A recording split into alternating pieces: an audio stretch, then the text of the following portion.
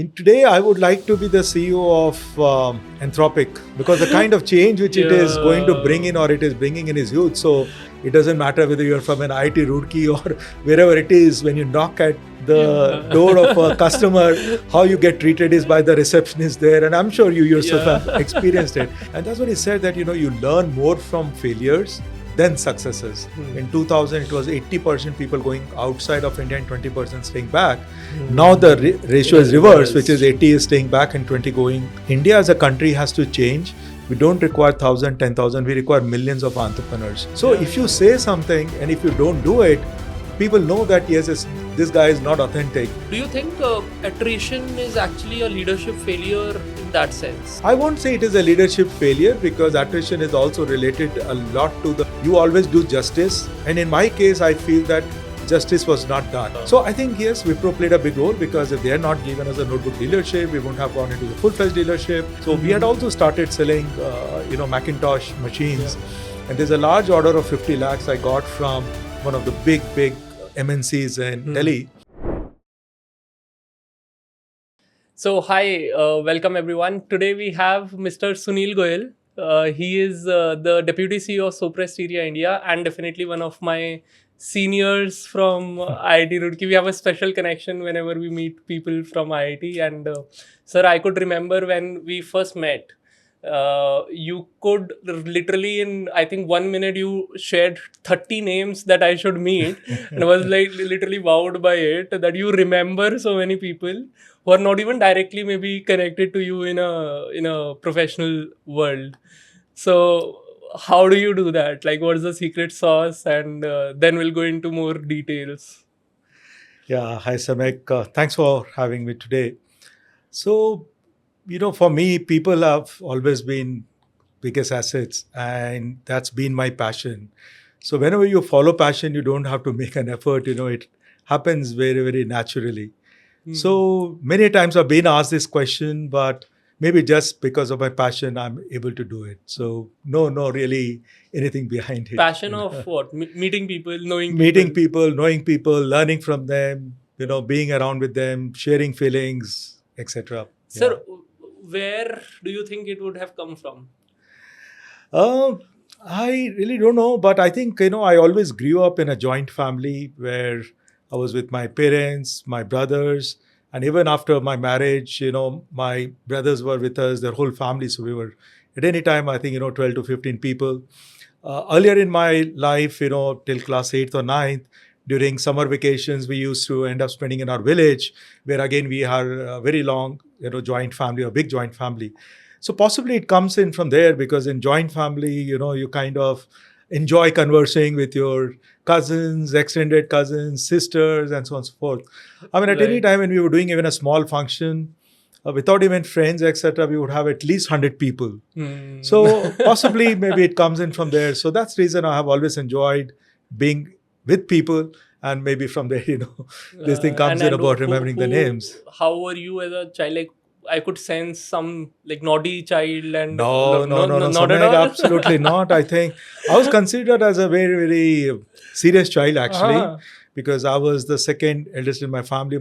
I had a sister, and we had a slightly different kind of childhood because we spent few years in Andhra Pradesh, then in Maharashtra, then UP. So because my father was, he had changed 1 or 2 jobs. So I think, yes, career was something which early in my life I said, no, I need to study, read, learn to do something there. So I think I was a very serious child. The only thing is, yes, I did develop interest in playing badminton. So when I was, I think 8 or 9, I went up to district level. Then when I came to class 7 in Lucknow, I did play in KD Singh Babu Stadium where we used to have Syed Modi, Amrita Singh X-ray to come and play. But yeah, after that, I kind of went away. But yes, so my childhood was pretty serious, not a very naughty one. Where was it for majority of the time? Which city?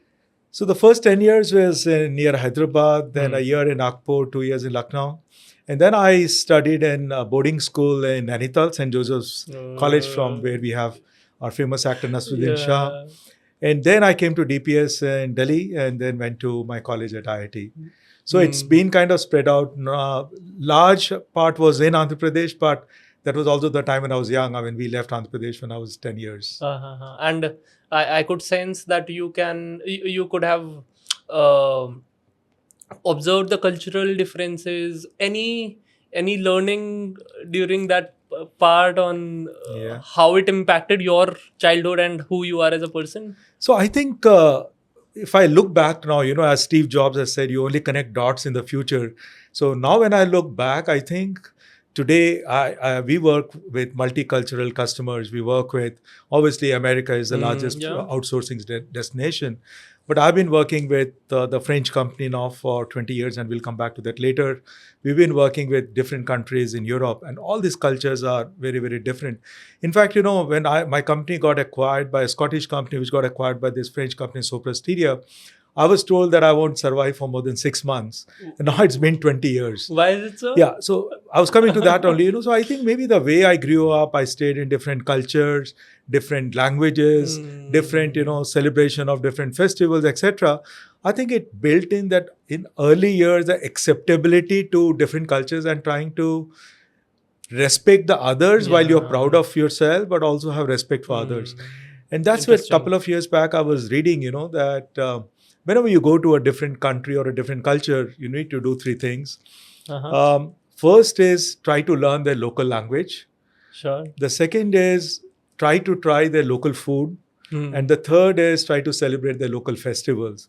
So while you may do your own, but if you do these three, it kind of helps you to integrate with their culture a lot more.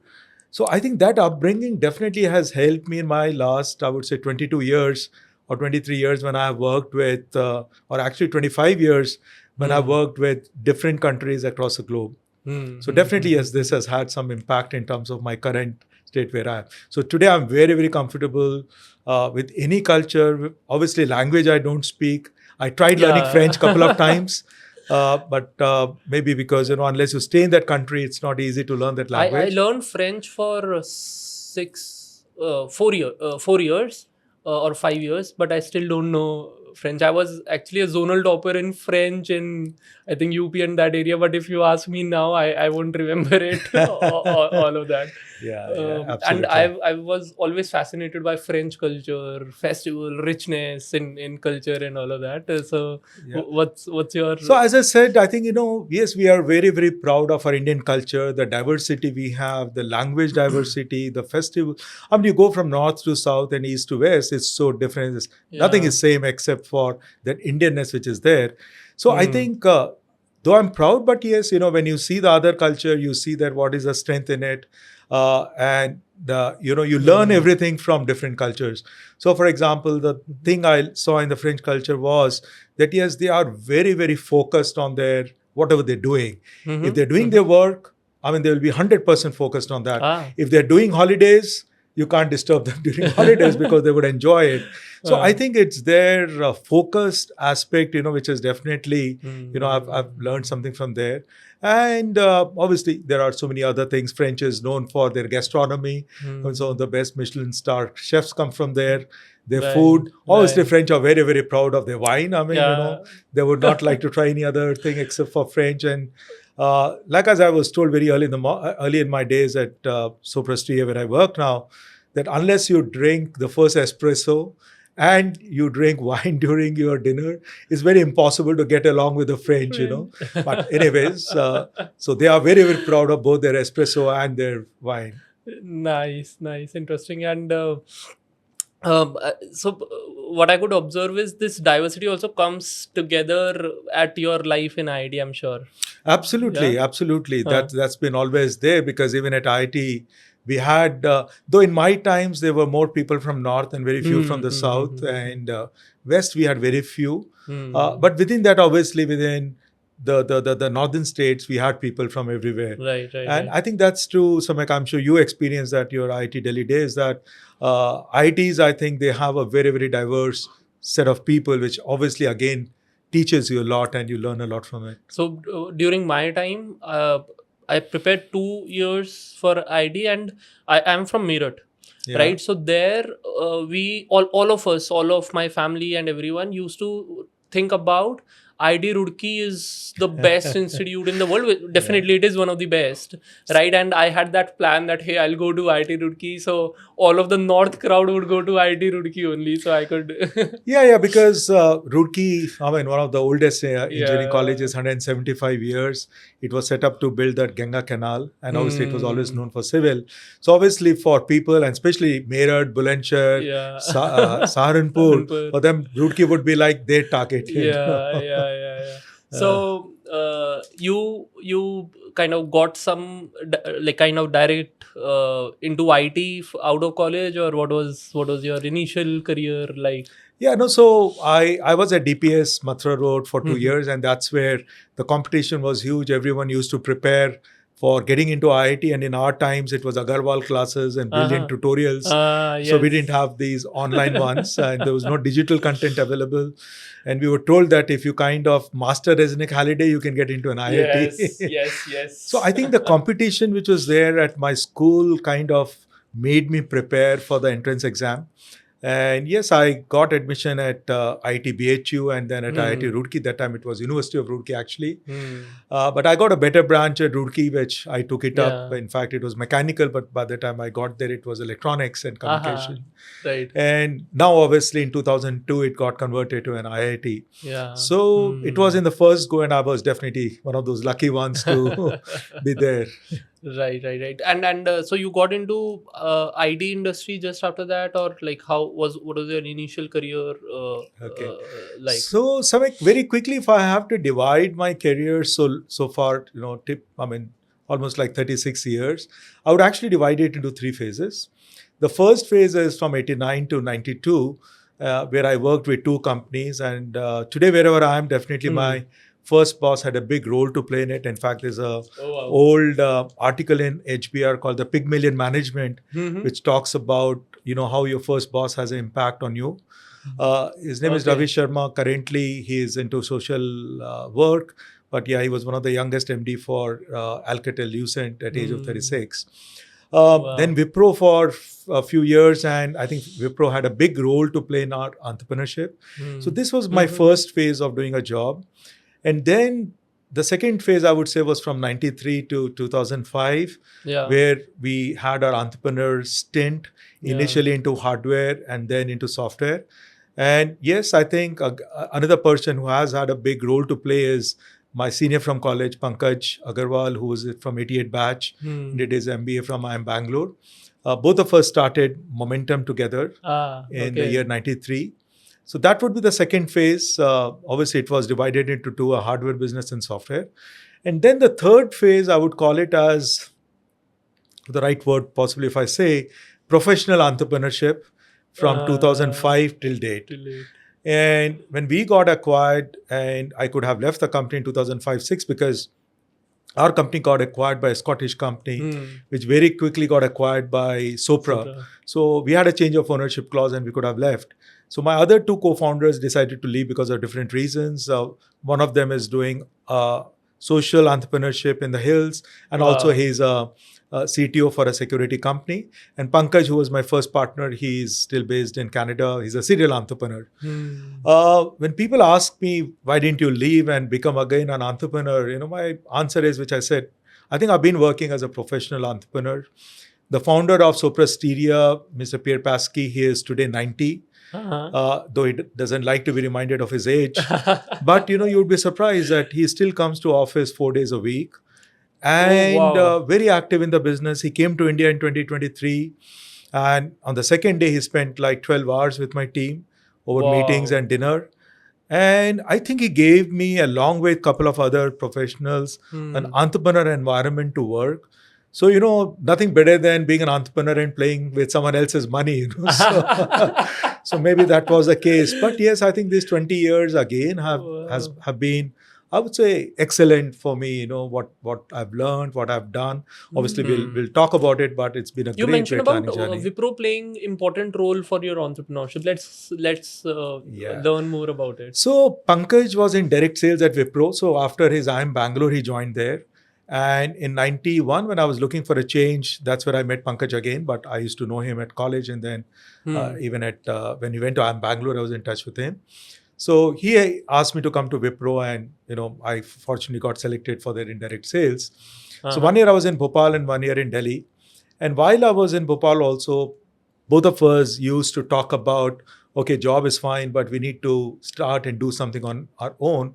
And that's one thing I can tell you in my when I was in the third year itself at college, the only aim I had was I need to become an entrepreneur. And maybe it comes from the blood because, from the Banya community. So, uh, so that was the only thing. And that's where when Pankaj spoke to me about it, I immediately jumped and I said yes. So we planned it for almost a year and a half, did a lot of thinking and planning, but 31st March 93, he said, Sunil, I've resigned. And 1st April, I resigned without knowing what we're going to do. In fact, my daughter Sakshi was 25 days old at that point of time. Wow. And my father said, yes, Sunil, you can get the simple dal roti to have here and a house to stay. Apart from that, there's nothing else, which I can give. But yes, Okay. since coming to your question where Wipro played a big role was, when I was left and I was leaving, my notice period was just 1 month.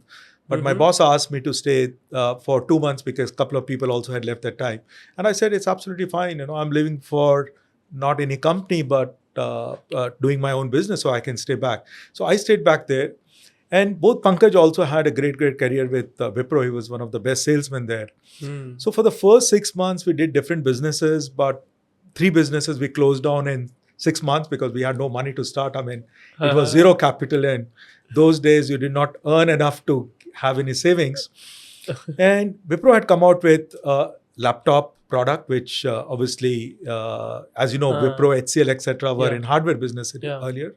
Yeah. So what we did was Pankaj gave a proposal to Wipro that, you can sell your laptops using direct marketing strategy, by getting databases of high net worth people, because that time, today everyone carries a laptop, but that time laptop was a very high net worth product. So when the head of channel sales, Sanjeev, he saw the Sanjeev Mittal, again, kudos to him. We talk about entrepreneurship, but it came from him. When he saw the proposal, he told Pankaj and me that why you want to sell your idea to someone else? Why don't you all become Wipro dealers? And it came to us as a surprise because we had no money with us to give them as a deposit, as customer advance, and so on and so forth. But within 48 hours, Sanjeev faxed us a notebook policy for momentum. And he kind of ensured that he doesn't go out of the set system, but ensured also that yes, how we can become part of it. So we didn't want to get into hardware, but again, it came by chance. And that's why I say that 90% of success is luck, actually.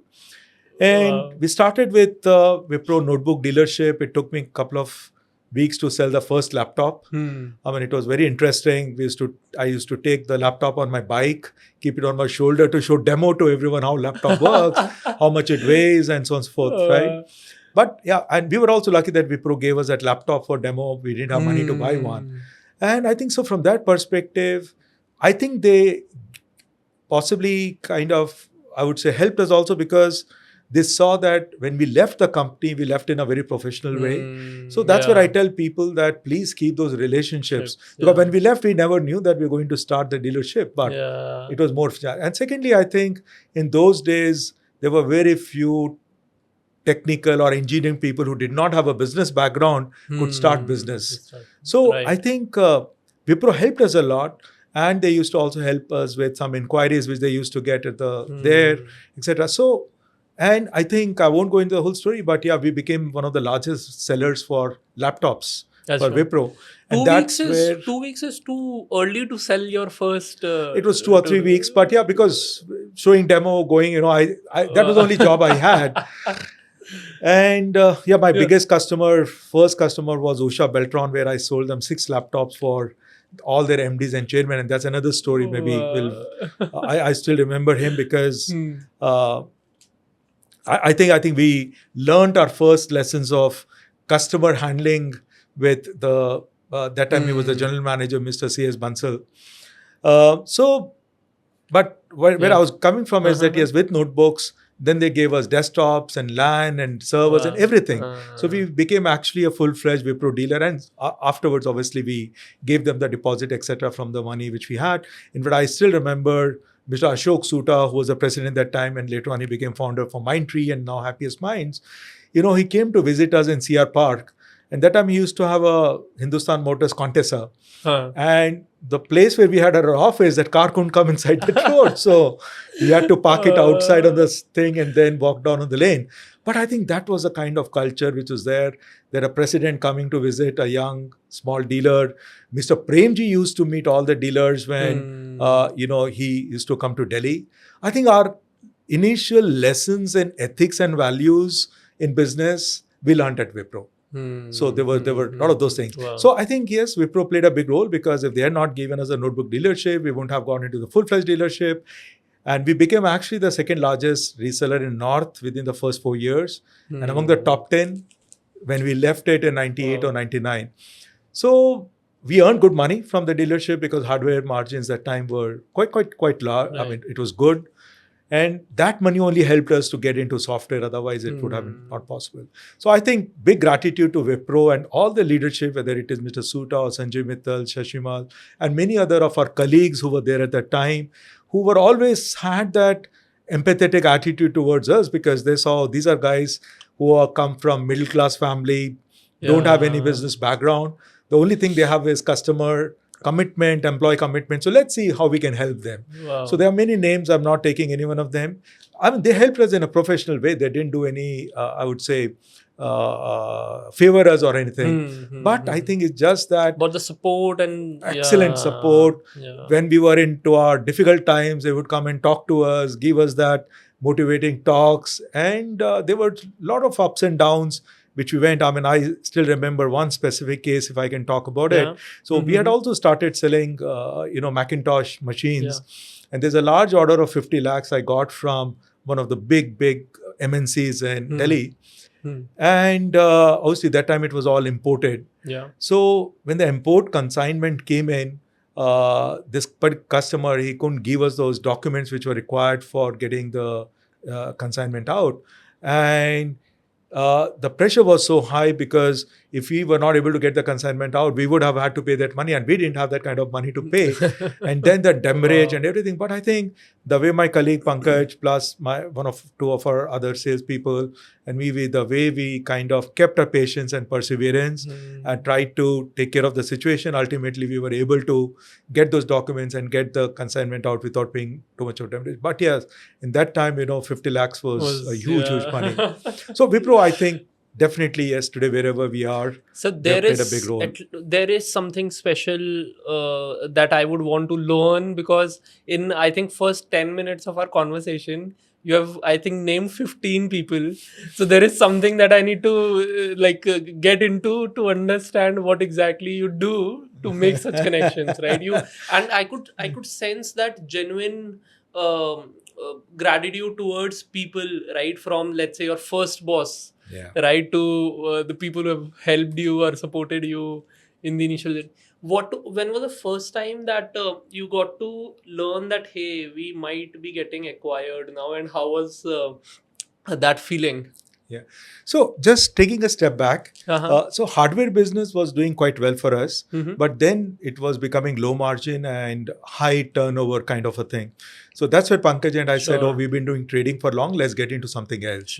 So that's where we got into software. Initially, one of our ex-colleagues from Wipro, Pramod, he joined us as a CTO because Pankaj and I had never done any coding. And we were working with our existing customers who had given us hardware business. So that's where I think I want to talk about, Samyak, that when you're very, very committed to your customers, you deliver them what you have promised, they also give you opportunities to experiment with them. And that's what happened with our hardware customers. They said, no, these guys are someone whom we can trust. They have given us professional commitment. So let's try with them, the software part, like giving them certain small applications. In fact, we ended up developing a ERP with one of our large customers. So that's where we got into software, and then Pankaj started traveling to the US, where his brother was there, to see if we can get business from there. So till 2000, our success was not huge. We had just $10,000-$20,000 worth of orders, not much. But I think, again, we were very lucky, I would say that, because that was a .com boom time, where anything which had .com, you could get funding. So we had engaged with a I would say, a consulting company who's helping us to find a investor. So we were again very lucky that Citi decided to invest, Citi Ventures. They decided to invest in us. And I think today when I look back again, we hardly had any office. Our office was in CR Park. The second office was in Chirag, Delhi. And Chirag Delhi was a place where you would have cows and buffaloes on the road. So not a place where a software engineer would like to How come many and people work. were there during this time now? So in the hardware business, there were around 40, but in software business, we had 15 people and 3 of us. So 18 of us were there. Okay. So when Citi came and visited us, we had nothing much to show. So when they decided to invest in us, obviously it was a pleasant surprise for me. But I think today when I look back, it was a management team because Pankaj, me, and then Pramod Saini, who was our third founder, he again, for the software business, he again came from IIT Delhi, IIT Chennai, and he had done his master's from there, and his wife had done Aruna, master's from Indian Institute of Science. So I think it was a management team and the strength which we had. But yes, when Citi invested in us $1.5 million, that helped us to set up our big office in Noida, Sector 58. And we set up our office in Seattle and then in Vancouver. And then Pankaj shifted to Vancouver to take care of the strategy and sales from there. And he had a PR, PR of Canada. And he's currently obviously a Canadian citizen. And I'll also just come back to this piece again. So we did very good on the software side. Obviously, we unfortunately had the 9/11. Soon after that, the dot-com crash. But the money which we had, that helped us to sustain. Because to be very honest, the money which Citi invested in us, not even one paisa we invested for our personal assets. Whether it is a mobile phone or a car or anything, nothing. Because those days, the money the moment you get funding, you kind of invest in your personal luxuries. But we did not buy anything from Citi's money. And that's where I think Citi had that confidence in us. And they said that, guys, if you want to grow, either acquire something or get acquired. So I think all these phases happened. And then in 2004, but yeah, before coming to this, I wanted to talk about our Vancouver. So Vancouver again for us came as by chance because when Pankaj got a PR in 2000, and that is when we also got the funding. So we said, let's look at a place which is closest to Seattle, where his brother was there to set up an office. And obviously the closest was Vancouver, and that's where we ended up setting up our office. Today, when I look back, it was just a luck or a chance that we set it up. But I think we got a big advantage from there because most of the Indian IT companies that time were on the East Coast, Montreal, Toronto, etc. And there was no one in the West side, especially in Vancouver. So we got the first movers advantage, and that helped us to, get offshore business at a very, very good rates. Today, if I want to speak, possibly I can position as a strategy and say that we did a market research, we did this study, etc., and that's why we set it up. And unfortunately, that's why sometimes people end up saying, thing which becomes successful, you position it as a strategy. Things doesn't become successful, you don't even talk about it. Whereas I personally feel, you learn more from failures and successes. And maybe we'll talk about it sometime again later. So all this was happening and we were doing decent business, but that's where the growth factor was obviously an issue because that was also time when Indian IT was growing exponentially. And we were having a high rate of attrition. So Citi said that acquire something to get bigger or get acquired. And that's where we got this opportunity in 2004 from a Scottish company which was planning to set up a center in India. They did not have a center, but they did have some customers in the UK who wanted to have an offshoring thing. And they looked at us. And Pankaj, I and Pramod were very clear that this is a price at which we want to sell, nothing less than this. Initially, they went away because they found our price to be high. But then a couple of months back, again, they came back and said, no, we want to acquire you at this price. And the reason was, and this is what I want to tell people, we were very clear from 99 onwards that we want to keep our accounting extremely clean. We want to keep our books clean. And I spoke also about the money which we got from Citi. We did not end up spending in those luxuries. So what I think Newell and Butts saw in us, and that's what they told us later, not at that time, that in all the mid-sized companies which they audited, they found something or the other issues, but in our balance sheet, there was zero issues. Wow. Absolutely zero. And that's what, prompted them to pay the money which we asked for. So I think it was to get that scale. Obviously, 20 years later, when I look back and see whether that was right or wrong, it's very difficult to say because, you can't answer Right. answers to if and then and what. It was good. I think Pankaj became a serial entrepreneur. I'm here as a professional entrepreneur after 20 years, still enjoying. Pramod is doing what he enjoys. So, so yeah, 2004 is when this happened, and it went through, and I think So we've what been you're happy saying about it. is ethics and values is what has maybe what you're calling as luck is not really luck, but it's more about your 10, 12 years of hard work plus your ethics and values. So, Would that be correct so to I would summarize? put, sorry, Samyak, so I would put both the things. So one is luck obviously doesn't come with all the other aspects of hard work, sincerity, patience, Yeah. all that is required. You can't do without it. I mean, there are so many Hmm. people who are a lot more brighter than us, more intelligent than us, very hardworking, but they could not become successful because maybe the timing was right, the product misfit Yeah. might have been there, and so on. There's so many things. So that is where I think luck plays a big part. Hmm. But when it comes to ethics and values, it's very, very different. That is Hmm. what you practice in your everyday behavior as an individual, as a professional, both at a personal and professional level.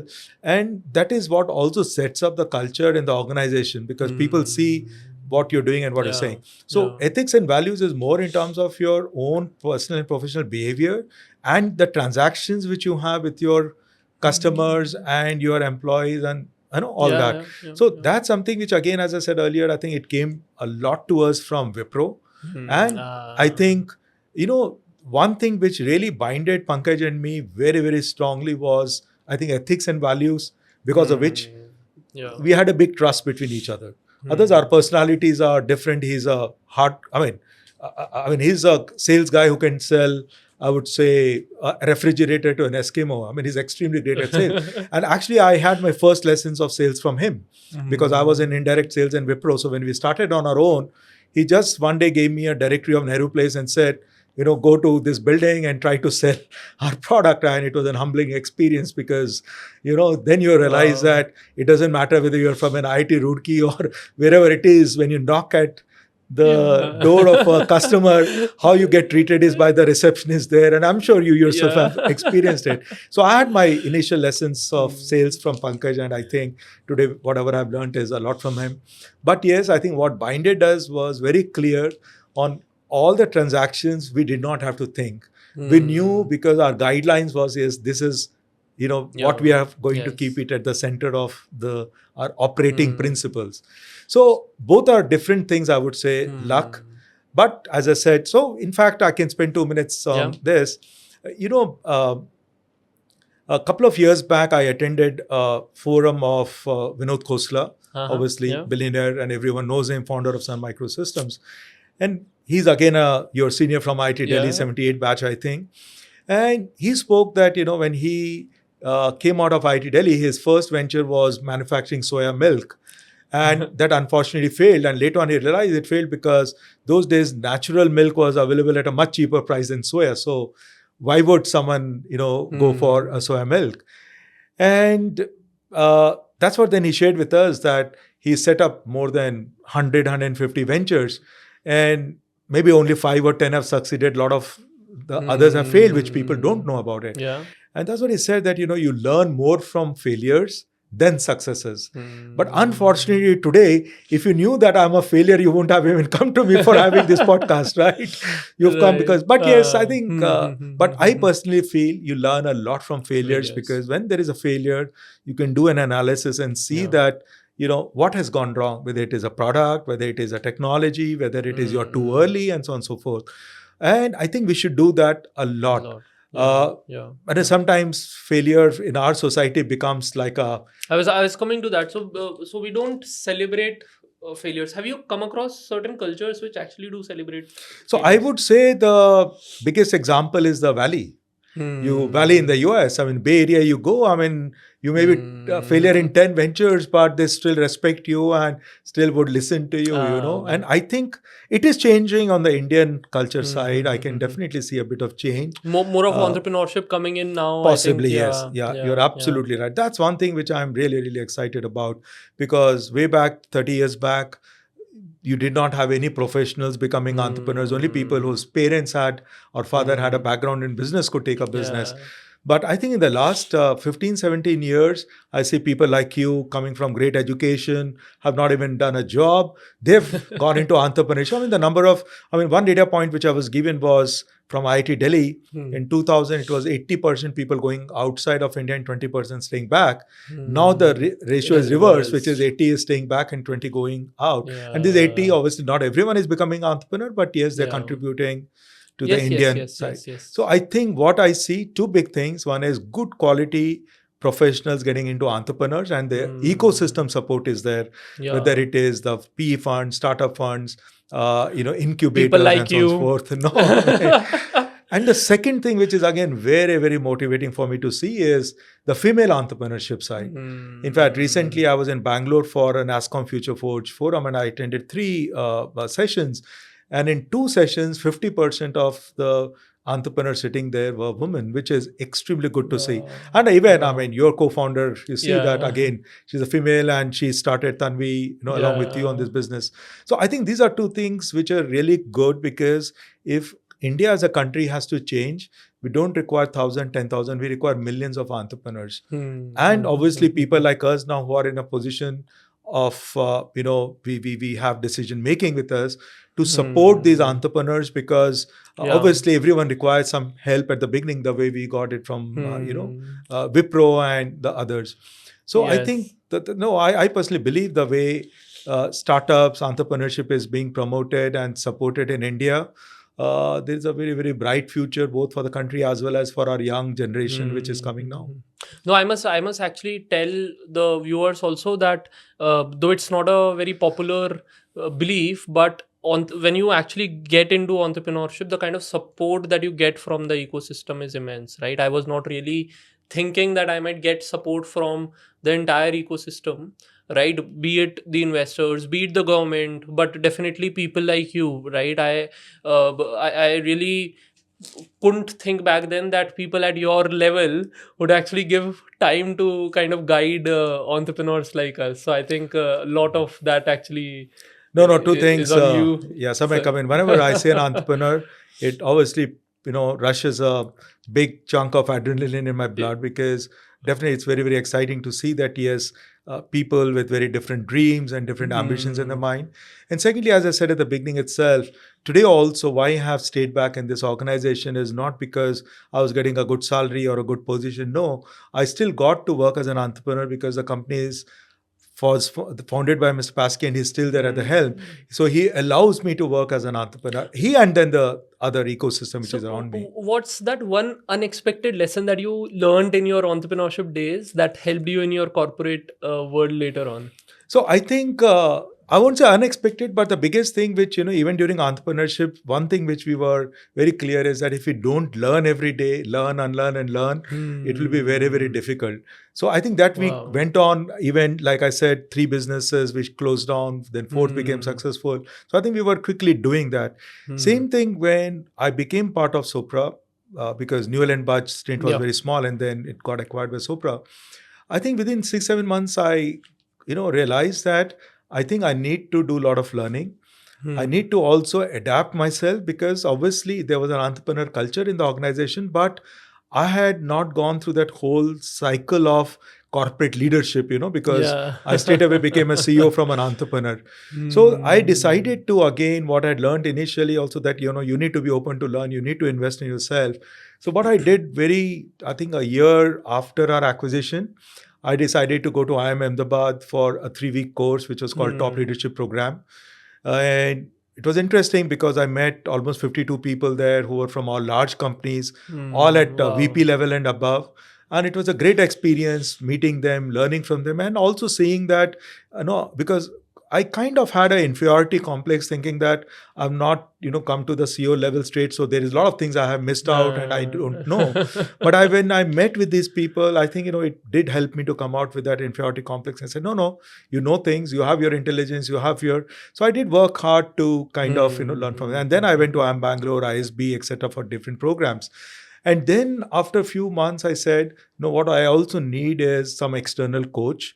because he can then help me identifying my blind spots. Because as an entrepreneur, you think you are right, Yes. you think that it's my way or Yeah, highway. Yeah. But now today it was not the case. I mean, my environment, what I got was maybe an entrepreneur way of working, but then still, some things were different.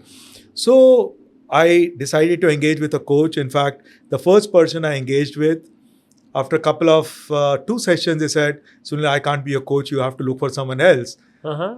He was very, very honest. And that's where, again, when you are honest in your relationships, you also get people around you which are honest. In fact, I'm forgetting this dialogue from Rais where Shah Rukh Khan says, when you try to aim for something, the whole ecosystem comes and tries to support you. It was Om Shanti Om. जब आप किसी को पूरी शिद्दत से चाहो. Absolutely. Absolutely. It's from Yeah. Om Shanti Om, Yes. right? So I think then I got a second coach. He was from UK. And we spent almost 7-8 months. Some sessions happened offline, online. And then I had a third coach. Unfortunately, he passed away, a couple of years back.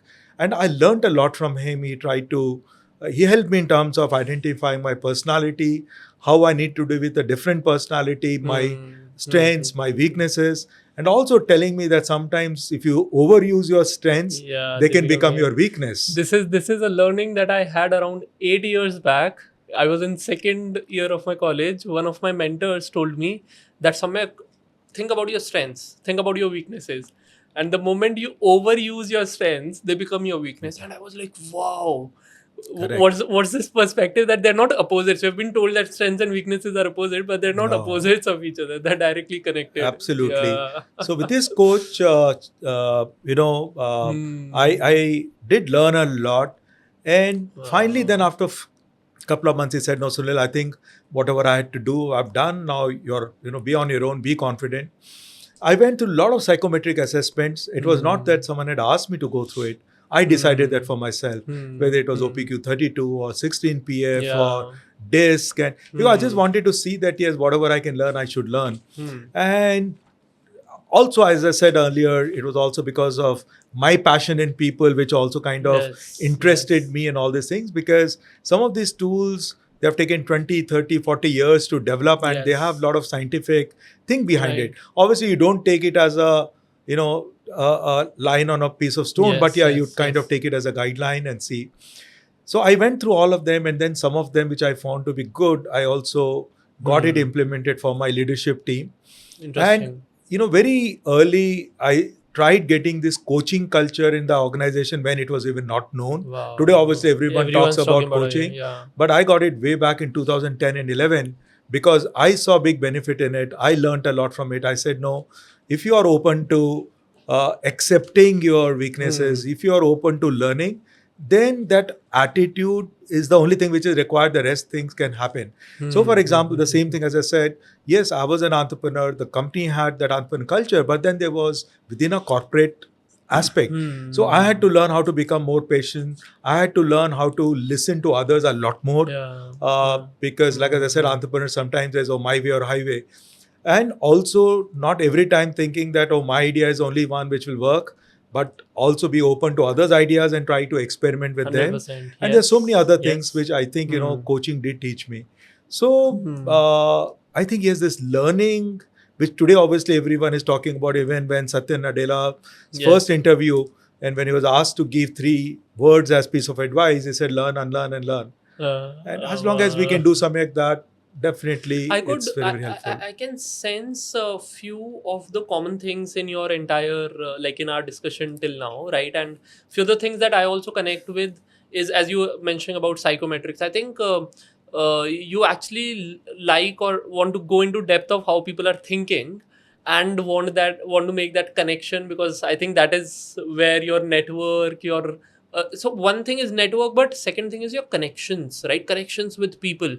I saw your LinkedIn feed, and I could see that you're genuinely meeting people every day. So what do you think is that piece which actually makes you go to people, and more importantly, people remember you and be connected to you and not just be in your network?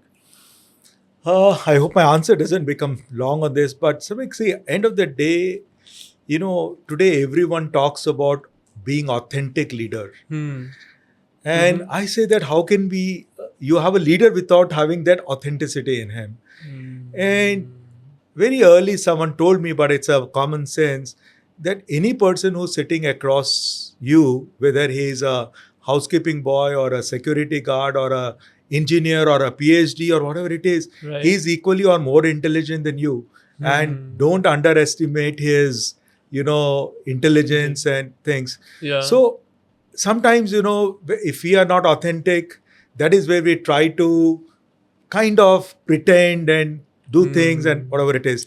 But people read that very, very easily. We think that, oh, the guy sitting opposite to me, he cannot read my thoughts. Give me some examples of authentic. So what do you mean by authentic? Okay, so I'll tell you one example which I experienced a couple of years back. I was there in this conference where a leader had gone on the stage to talk about leadership, authenticity, humility, and so on and so forth. It was a good talk, and I really enjoyed the talk. But what put me off was that, when he came back on his table, which was just, next to me, and then he comes and says, oh, now let's forget the Gyan and let's come back to the real world. And obviously his whole team was smiling and laughing because they are supposed to do that. Yeah. But just think that what would they have thought about that leader? They would have thought, oh, this guy on the stage was telling us this, but now he tells this. That means he doesn't believe in terms of what he is saying. So I think end of the day, it is, I will say, as a leader, you're walking like a naked person. Everyone can observe you, what you're doing. For example, I know that the moment I walk in the office, people would know what color of shirt I'm wearing or what is the socks color. And so they are observing you very well. So if you say something and if you don't do it, people know that, yes, this guy is not authentic. Sir, so I have researched about you, and a lot of people tell this about you, that your leadership is very transparent.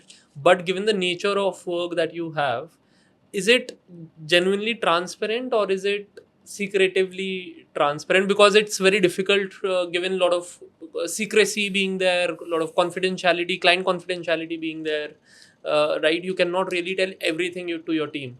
So would you call it transparent or secretively? No. So I won't call it a secretly. Again, when you speak about client confidentiality, etc., because since you have signed NDAs and other things, you have to be confidential about it. And if you don't talk about it, it doesn't mean that you're not transparent. Absolutely not. Okay. If I can give you an example in terms of transparency, I think transparency, and it will also talk about authenticity, is during the COVID period, obviously, a lot of our business did come down. There was a big business which got repatriated back to the UK. Almost like 800 people work a business. As you know, transport, aerospace, all these businesses had come drastically down. And at one point of time, we had like almost 1,100, 1,200 people out of 5,000 sitting on bench, which is a huge number. But I think kudos goes to my leadership in the group. They supported us a lot. And they said, no, we don't want to take any actions right now. Feel free when you have to take an action. And so again, some of the principles which I have tried to apply in my life is also from the Bhagavad Gita, which talks about your karma, which talks about that what you're responsible for. So end of the day, I think as a CEO, if I'm the CEO, I'm responsible for my customers, I'm responsible for the organization, and I'm also responsible for my people. So as long as I balance these three axes in the right manner and do my job, then I'm doing my job. But suppose today for business, if I have to ask, say, X number of people to leave, if I don't do that, then I'm not being honest to my job as a CEO. Either I'm not the CEO. It's about your dharma and karma both, right? Yeah. So that is where this decision we had to take in 2021 to ask X number of people to leave. But it was obviously emotionally, a lot of it was draining in me. But then I said, as my dharma, I need to do it. But at the same time, how I'm transparent to my people. And that is where the transparency comes in, where each and every of that X number of people, and it was a big number because, as I said, 800 people work, business went back to the UK, where each and every person was met by a leader or a manager along with an HR person. He was told why we are doing this. And he was also left with this, that yes, you can come and approach us again. Second is, we try to ensure that we are very honest in terms of giving them their separation package or a mutual separation package, which was pretty, I think the organization also agreed for that. For example, like typically your medical insurance finishes after you leave the company. But we knew that that was a COVID time. So we ensured that it is extended for a year, not only for them, but for their family members also, right? And then after that also, they were said that, yes, we will be helping you with a third-party placement. And also, in case if you want to talk to any leader in the company, you can talk to them. So I personally got calls from, if I remember, 6 to 10 people. And I spoke to them. And after at least my call, I can tell you 3 of them, today also when they come to Delhi, they come and meet me. And these are people whose job we had taken. But today, if they have come to me, why? Because of the transparency being there, because of that authenticity being there. If I was trying to tell them which is not true, they would know. That's what I'm saying. We underestimate people who are sitting on the other side of the table. No, I would say each and every person, whether he's young or old or whatever it is, he's equally intelligent than as intelligent you. So if I had told them anything wrong, they would have known that, no, these guys are telling us all, if I can use the word, sorry for that, they are bullshitting around. They would know it. So it's better to tell what is the truth. Tell them that what situation is. Yes, out of those X numbers, some people might not have believed us, but that's fine. At least from our side, we ensure that we are absolutely transparent, open, and I'm very happy. Some of them have actually come back and joined us again. Sir, what do you think about the other side of the game, which is you mentioned about that hard time, but I could see a lot of people now saying that, hey, you have been into this company for 2 years, it's time to leave, right? It's time to switch and get better packages.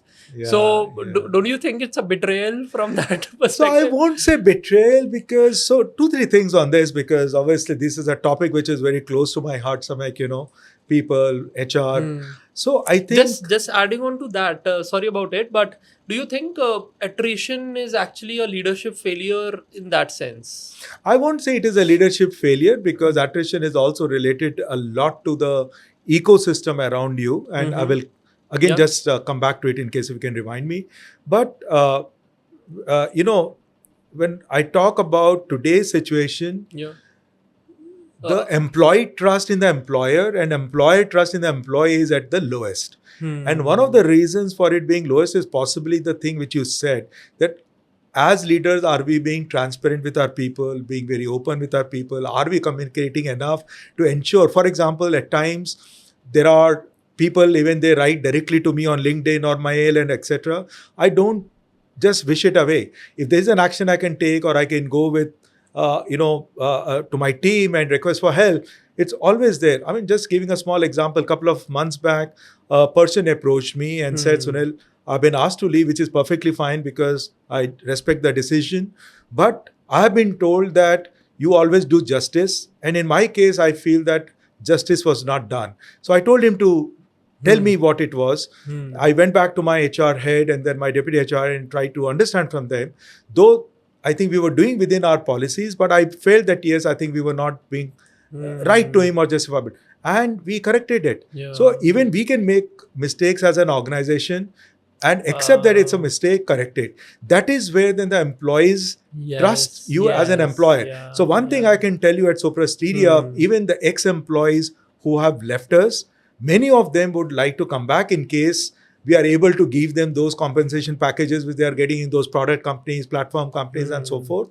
But they still talk about the culture, they talk about the transparency, etc. Coming to the leadership failure, I wouldn't say it is a leadership failure because it's also to do the Indian ecosystem. And today when I talk about, say, IT industry, when you go to the Western world, Europe or US, there difference between a fresher salary and a project manager salary, possibly it would be 2 times, not more than that, or 1.8 times. Today in India, even in a services company, possibly it is 10 times.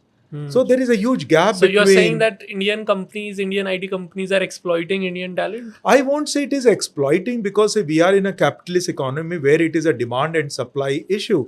If you have more demand than supply, the things work in a different way. When you have less supply and more demand, things work in a different way. But yes, I think today we have changed our salaries at a entry level. We're trying to give them the best, but the problem is I'm also competing with others. So it's a whole ecosystem which is there. So this word exploitation, I don't know, right or wrong. I debate it a lot with, we have, intellectual debates and discussions on this. what it should be, but ultimately it gets ruled by demand and supply aspect. Sir, And I'm confused a bit now because see, and I want to get into your mindset here. How do you actually deal with this situation?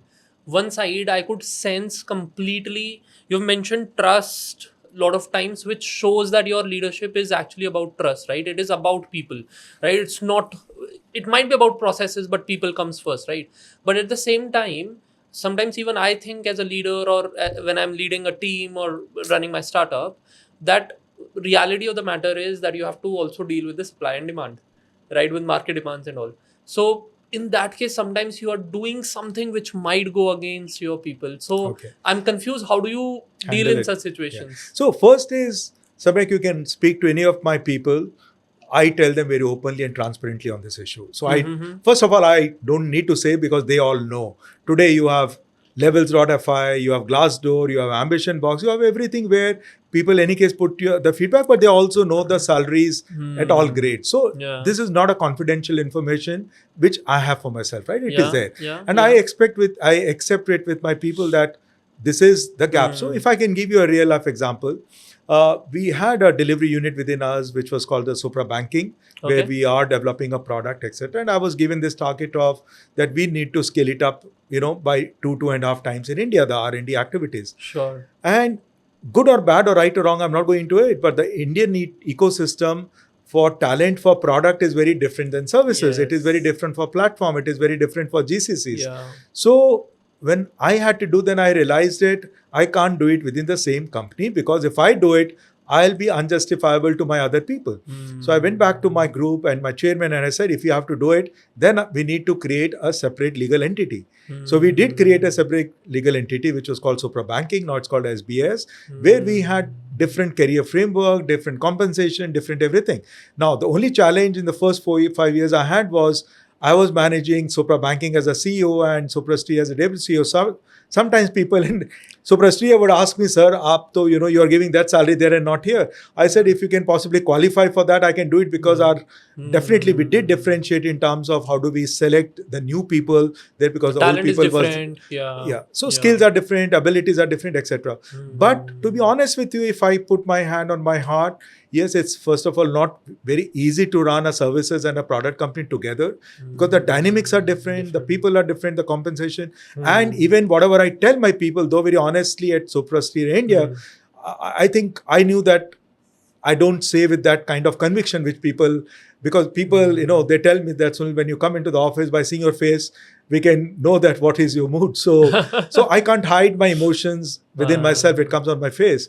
So I think uh, as long as you're open and transparent, because today's world, Yeah. today's generation, they have lot of information, lot of data, social media that helps or it creates challenges, but it does, spread across the things very, very quickly. For example, even if I talk, say I do GPTW formally and I say my score is this, but end of the day, I don't have, even if I don't do this, I have, Glassdoor and Ambition Box, Yeah. which is working 24/7. Yeah. People are putting in their feedback. So if I try Right. to pretend what I am not, people would put in there. Yeah. I'm being Yeah. judged every second. Wow. And honestly, that is where I do go into feedbacks which are written there.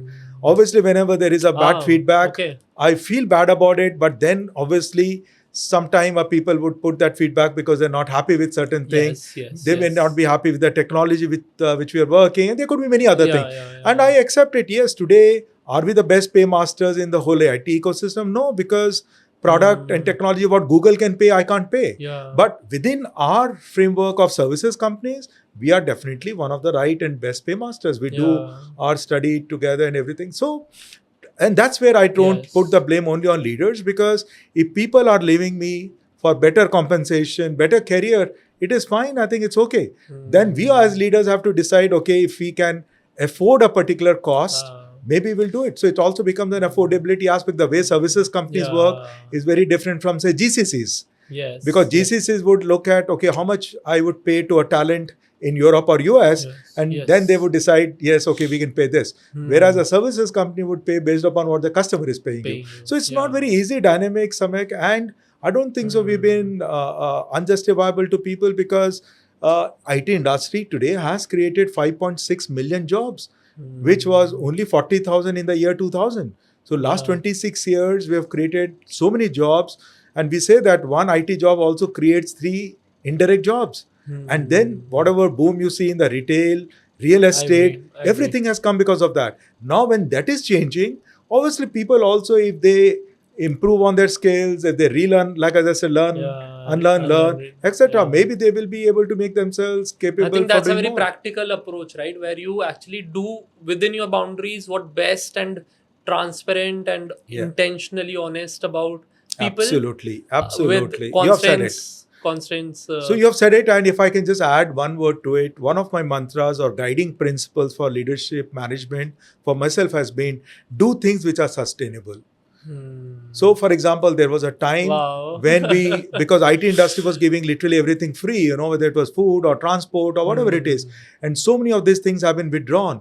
We never gave free food to our employees. We always said that even if it is there, we will subsidize it, but never give it free. And there are many other things. So today also, when I do something for my people, I think that can I sustain it at least for the next 5 years or 10 years? Foreseeable future, because your strategy itself now it is becoming a lot more short term. So if you bring sustainability aspect, not only in terms of the other ecosystem and environment, but also in terms of business, do what you can sustain. But at times for running business, you have to take sometimes some short-term decisions, but then you take those short-term decisions with very conscious think that this is not sustainable. For example, what we did in 2021, when we had the great resignation, when people were, attrition went up, it shot beyond 30%. Yes, we had to take some short-term actions which were not sustainable in the future. But as a leadership team, we were very clear that this is not sustainable. So as long as you take those decisions with consciousness and be aware how you're doing it, it is right. The problem comes in when you take unsustainable decisions without knowing that these are unsustainable and try to justify it later. So I was reading that you actually think, and I found that principle really well, that you think about what next. Do you think leaders actually think about what next? And if I ask 10 leaders, do you think these leaders would be aware that they don't really know what next, given the industry has been so dynamic now? So, Samyak, 2 things. First is, if leaders are not thinking next, then they are not leaders. Then they are managers or they're managing things. So yes, we have to think next and the next and the next. The other aspect is, do we have answers to it? And today, trust me, I don't think so. I, as a leader, would have answers to everything. And that is where learning from others, learning from other people, learning from the ecosystem becomes even more important. And that is what we talk about today in the digital world. It's very, very important that to be open to learn from others. And that is where for everything you may not have answers. And I think it's extremely important for a leader to be vulnerable, to be very open to people and say that, oh, I don't know this. Do you know it? But if we try to say that, oh, I know everything and try to pretend, no, that will fail. So I think a good leader is, yes, who's always thinking, yes, what next and what next, so that you don't get caught unexpectedly. Obviously, COVID-like situations are different, which everyone got caught.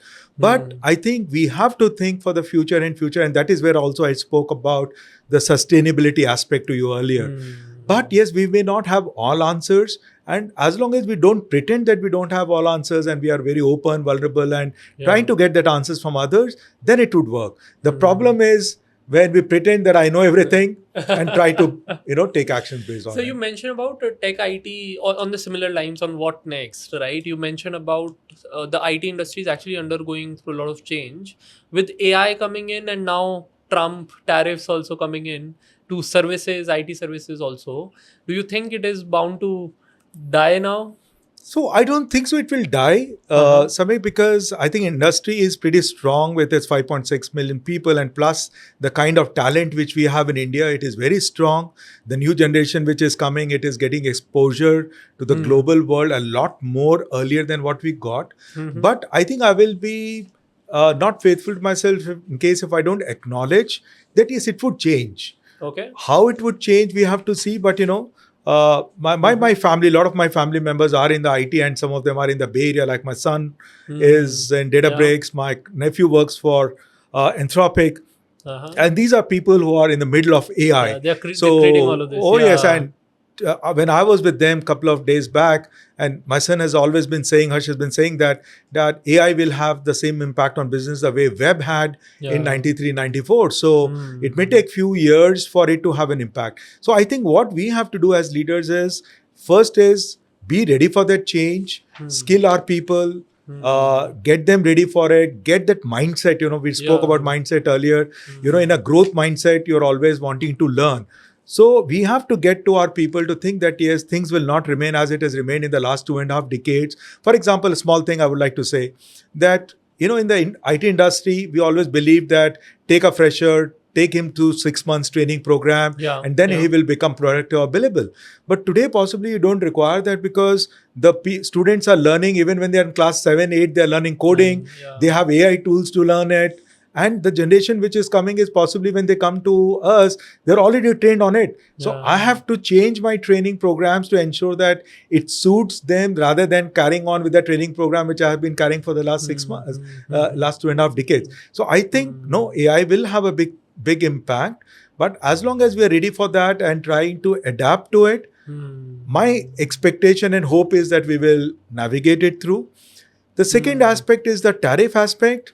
The positive thing is that in the last 3-4 days, because if you had asked me this question 10 days back, it would have been different. But I think last 3 days, again, the bonhomie which we see between the two countries, the two leaders, it seems that this problem should get resolved. It's more temporary in that sense. Yeah, it looks more temporary and it should get resolved. And I don't think so, in the IT industry, any tariffs, etc. would come up. But just going by anyway, my guess is as good as someone else's. But I think it should get resolved in the next few days. What do you think freshers are now going to do? Because like AI is doing all of the things in code, particularly at fresher level. So So how it is going to change? Yeah, it is doing coding. But see, today again, coding is just not the only thing which a software engineer does. Coding is only 35-40% of it. He has to gather the customer requirement. He has to understand.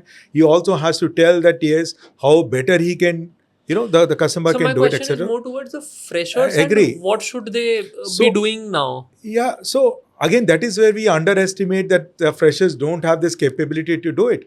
In fact, when I started my career as a fresher, after 3 months, my boss sent me to a live customer site to repair a full-fledged EPBX on which I had no training at all. So I think we have to trust our freshers. Obviously, we have to assess them and see. But there is a large part of the aspect which is outside of just coding. And again, in coding, whatever AI does, today I don't think we have reached a stage where we say that we can blindly trust what output it has given. You have to also have the ability to review it, validate it, see that how it can be done better. But I think one of my friends who runs an AI company in the Bay Area, and he rightly put it, that it is also that a software engineer, even if as a fresher, obviously will need to be trained on it, because if you don't train freshers, then how are you going to have trained manpower after 5 years, right? To be honest with you, 10 days back when I was in the US, I heard about this company which actually has decided to hire more freshers in 2026. And they have actually increased their referral to their employees, which is very contrary to what we've been hearing, right? So this is from one company which I heard, which is a pretty large company. I don't want to name it. So I think as long as... What are top 3, sorry to cut you, but what are top 3 skills that a fresher should learn now? Because particularly, I think coding cannot be one of those, right? So coding has to be, it will be like that by default, he should be knowing. But apart from that, I think he has to learn the domain skills, which obviously takes time. The other aspect which possibly we kept it on the side was critical thinking skills, which again, it requires some time to get, matured. And definitely the thing which is very, very key, which we talk it as operation part, how to interact with customers, deal with them, understand their business problems, and then give the technical solution to it. Right. So I think freshers will be there. Yeah. The only thing which will change possibly is that the number of jobs which were being created in IT industry, which were, I would say, big volumes, maybe those volumes will change where you will require more value than just volumes. But again, just sharing with this you, because I actually chair the Delhi NCR Council for NASSCOM, which we call it as a regional council. And whenever I met people there, people from the BPS industry, they are saying we are going to hire X number of people more this year. So I don't even, listen to them. I don't hear them telling that we are reducing our size. So Wow. let's see, but I How think the things are key moving, thing would be yeah. to learn, improvise on the skills, also be ready to imbibe that technology when Not it only is for there. freshers but also for like laterals and for senior people as well at a scale like Sopra Steria India or any such organization. How do you enable this change at that level? So we are still lucky that we are not at that very big size. It's like 5,500 people, but yes, companies like TCS at Yeah. 600,000 plus and all the other tier one companies, their issues are obviously very different.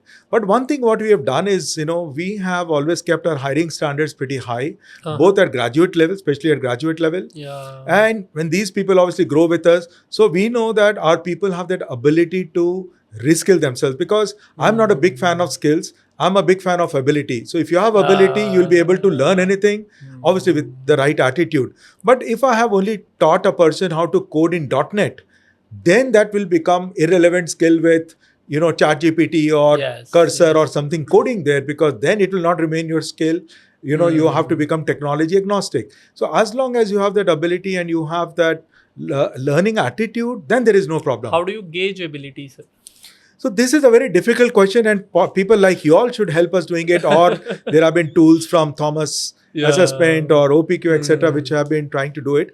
But yeah, at a graduate level, we have a tool which we've been using for a long time, which does help us to assess the ability of a person, his IQ level, his capability of writing a good algorithm, and so on and so forth. But yeah, it's something which, if you all can give me even better solution, I would like to have. But I know Right. the bigger problem is not how do you assess it. It is also how does the other person accept it. You may say that you don't have the ability to become an engineer and you should say become a plumber. But then that plumber is taken as a very low value add job. Whereas in Europe, I mean, my boss tells me that there, if you call a plumber for a day, he would charge you 500 euros, which is more than the cost of a software engineer.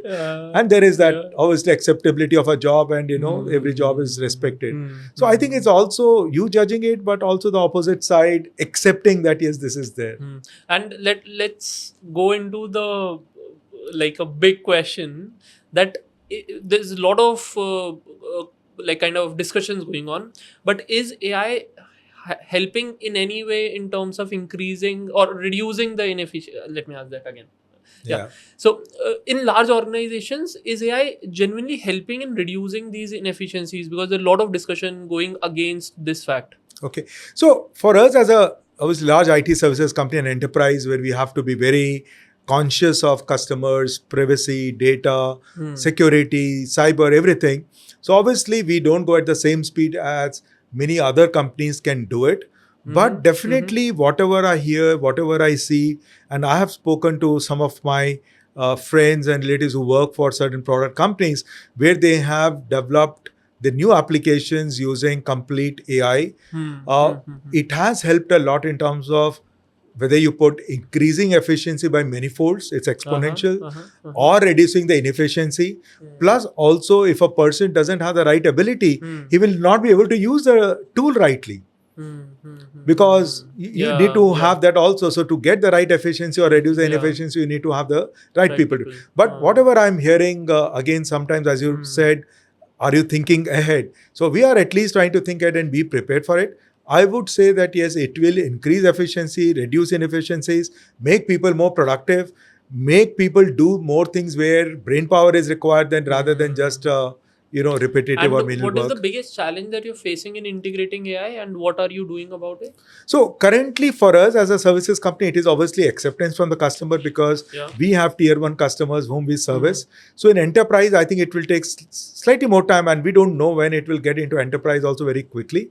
But I think for our customers, the two main issues are cyber security or security and data privacy, because many of them do things where they would not like that the data to be leaked outside their perimeter. So they're all experimenting. We are also experimenting, and we've done experiments where we have seen that it does help us in improving productivity. And like, for example, testing, it is going to change, or it is already changing in a big way. Even in your platform or product, I'm sure you have brought in there. And you are helping your clients by bringing AI in, improving their improvement around recruitment. Yeah. So today, when you have a recruiter, obviously he has to have the ability or capability to do something better, because his menial job will be taken over by AI without any challenges, right? Interesting. So, sir, in this last segment, right, we're going to have a rapid fire round. Maybe very short answers, Sure. 2-3 words, or at max a sentence. And this is my favorite segment. And then I think we'll Okay. get to some reflections. Uh, yes. So you talked about people, loyalty, or innovation. Very tough to choose, but if I have to choose between two, I would choose innovation. Was the biggest decision you've made that turned out to be a game changer? I think the biggest decision possibly was in 93 when I took the decision of resigning from Wipro and becoming an entrepreneur. Today, when I see, I think it was stupidity that, there were so many things which I took risk at. But if I had not taken that, I wouldn't have been sitting here. So I think that was the biggest decision. Okay. What's one thing that people assume about you that's completely false? Wow. Possibly people think that I'm too humble, so maybe it's not fully there. Okay. What's one book or person that completely changed your way of thinking? I know you've mentioned more, but So there are many more, but if I say in the initial period of my life, one book which really changed me was 7 Habits of Highly Effective People by Stephen Covey, where the habit of trust, I try to build it, and that's I'm still continuing to build that in my employees, my relationship, my every place. So that's something definitely is been one thing which I can recollect. if you could take a year off, where would you go and what would you do? No, I would like to possibly. I mean, there are two places actually. Either hills where I can have the serenity of green woods around and read and read and read, because there's so much of knowledge and gyan which is there. Or on the seaside, be on the beach and enjoy and spend time in reading and be with, obviously. I mean, I may not have the luxury of having my son and daughter and my son-in-law with me because they have their work, but yes, with my wife on the side, we can do that and enjoy our time. Wow. So this one is interesting. So if you were the CEO of any other company apart, like besides Sopra Steria India, which one would it be? In today, I would like to be the CEO of Anthropic. Okay. Wow. Because the kind of change which it is going to bring in, or it is bringing in, is huge. So, and like as I said, innovation. So I think. Wow.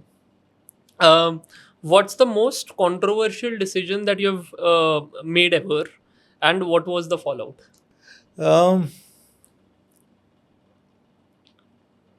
Possibly, if I look back very quickly, I think what I spoke about when I had to ask this X number of people to leave. People came and said, Sunil, you are a very people-centric person. We have always supported people, decisions, etc. Why are you doing it? So I think at least the way I handled it, and which I said, was being very transparent with people. Whosoever came out with those questions on call or virtually or met me, I did try to answer them and tell them. And today when I look back, I think it was a right decision at that particular point of time. But if people look at it, okay, you are a people-centric person, and you have taken this decision of asking people to leave. What's one common piece of advice you think is utterly useless for leaders? Follow successful people. Okay. If your leadership style had a name, what would it be? I would say authentic leadership. If you could make one major change in the global tech industry right now, what would it be? This is a tough one, because we would like global tech industry to create jobs, whereas the global tech industry is going towards AI. Maybe they will try to bring in that. But I think, definitely what we would like to do is, and which is becoming very, very important, is how do we ensure that we take care of within the ESG part, the environment part. Because for our future generation, it should not happen that with all the innovation which we are doing, we are destroying the environment. So when it comes to the digital sustainability part, how we as technical leaders in technology ensure that we take care of that. And along with that, obviously, we be sensitive towards the social aspect also. And it doesn't happen that the wealth gets concentrated only in very few, hands. Got it. Sir, in this last segment, very quickly, we call it decoding mindset. So, we're going to decode your mindset from the way you tell it, how your life has been, and where do you think it's going now, Sure. both from professional and personal point of view. Sure. Yeah. So maybe you can just take us through your so journey. I that think, way. when I look back at my life, Samyak, I think I am being one of those luckiest persons where I think I got whatever I wanted at any point of time. How I got it, I really don't know. But whether it was to get into a good school in Nainital, I got into St. Joseph's there. Then after that, I got into DPS, and then I wanted to go to an IIT, which I got it in the first attempt. And then getting into a job after that was not a big problem. Then I got into entrepreneurship. So, when I look back and when I look at the family side, I think I had the best parents who were always gave me whatever I wanted. We've been married for 33 years. So my family, my wife, my kids, today I'm very, very proud of, my both son and daughter and my son-in-law, because I think I couldn't have asked for more. So when I look back, that is where sometimes, I asked this question to Shri Ravi Shankar ji one times when I happened to meet him. I asked him that not having a problem in life, is it a problem? Oh wow. So he said, if you don't have a problem, why don't you solve others' problem? So I think the only objective which I was really passionate about in my third year of college was I need to start something on my own, which I was able to do it. But I didn't keep a target that I have to create a 100 crore company, which my business partner had kept it. And after that, I think I allowed the life to flow as it was flowing, take every day as it is coming. I never ran after materialistic things. But yes, I'm not a sadhu that I don't enjoy them, or a saint. So whenever those things have come to me, I have enjoyed it. But I have not ran that, oh, tomorrow when I earn money, I'll buy this car, I'll go for this holiday. No, I've not kept any one of those as my targets. When it has come, I've enjoyed. So today where I am, I think for last 2 decades, I've enjoyed every part of my life, because we scaled from 100 to 1,500 people. We were able to win business against tier 1 customers, tier 1 vendors like Accenture, Infosys, TCS, etc. when we were only size of 200 people. And when we were 1,500, I got this opportunity to do a merger with Steria, which was 3,500 people. And as you know, 70% of mergers and acquisitions fail. And the biggest challenge there is you don't take care of people and culture. And after merger, I did not ask even a single person to leave because of business. Even in my business enabling functions for the first 2 years, I ensured that they get absorbed and adopted. And I think I'm very proud to say, obviously the credit goes to my leadership team, that today as Sopra Steria merger, we have a mixed leaders. There are people who have come from Sopra, there are people who have come from Steria. It's nothing like, oh, I've got all my favorites from Sopra or anything like that. And this is very rare, which you will see after a merger or an acquisition, that you have a merged leadership. So definitely this is our topic, which obviously I've been thinking a lot, that how you can make mergers and acquisitions successful, provided you have the support from the top leadership. In top leadership, if there are vested interests that I would like to have this, I would like to have that, then there is a problem. In our case, we had an entrepreneur who was at the top, the founder, the chairman, who took the right decisions for making it right. And here we are, that Sopra Steria globally has been a successful merger. And in India, actually, we grew by 1,000 people after merger. Then COVID happened. Then we separated out Sopra Banking. But today we are 5,500 people across 4 different geographies. So I think it's again, being ensuring that whatever you're doing, be absolutely transparent to your people. So you need to walk the talk. What next now for you? What next? I don't know. I asked this question myself a lot, because I'm enjoying what I'm doing right now.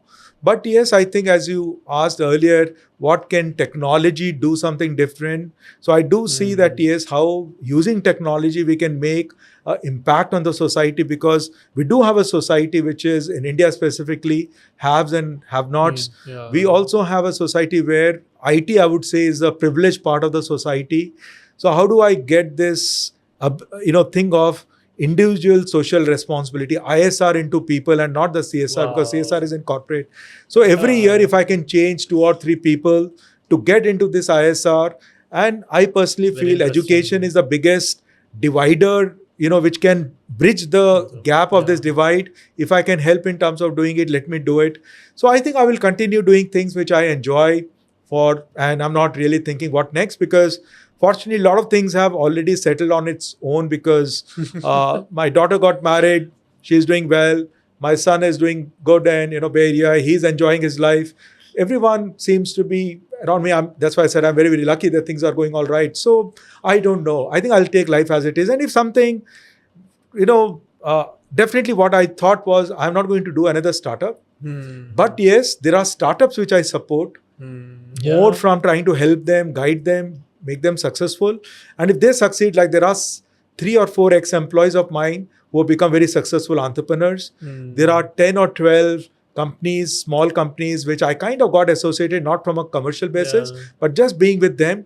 And 2, 3 of them are doing very well. So that Just gets me the joy and happiness. Support that you had gotten, and we got it from Wipro. So yes, we try to give to others. So I think, I don't know. Yeah, but what excites me, which I said earlier, was seeing young entrepreneurs, seeing female entrepreneurs, trying to bring that change, bring that innovation in, and whatever little I can contribute in that, that will make me happy. Wow. It was such a 1 hour lesson, practical and hands-on lesson on people first leadership. I am really honored, sir, to have you here. Thanks for thank your you. time. Thank you, Samyak, for it. It was a great pleasure. The only thing I would like to leave our audience with is keep life simple, follow simple things. Those are more than sufficient. We don't have to make things more complicated and try to, and also definitely, yes, learn from failures. That's a big learning. And be authentic, be honest, follow values and ethics. Wow. Thank you. Thank you, Samyak. Thank you.